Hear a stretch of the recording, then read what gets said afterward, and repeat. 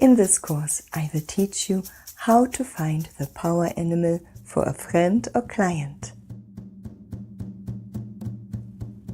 Through my experience, I believe that it is always better to find your power animal yourself, but I also understand that some people can't do this for many reasons.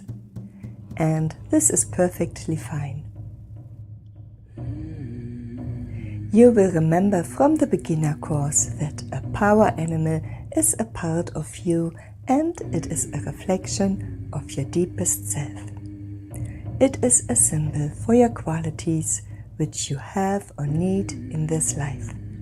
Often these qualities are hidden because of a shock or trauma. From now on, I will use the term friend, which refers to your clients as well, so we can keep it simple. Speaking of simple, finding your friend's power animal is very similar to finding your own power animal. It is all about your intention. So let's begin.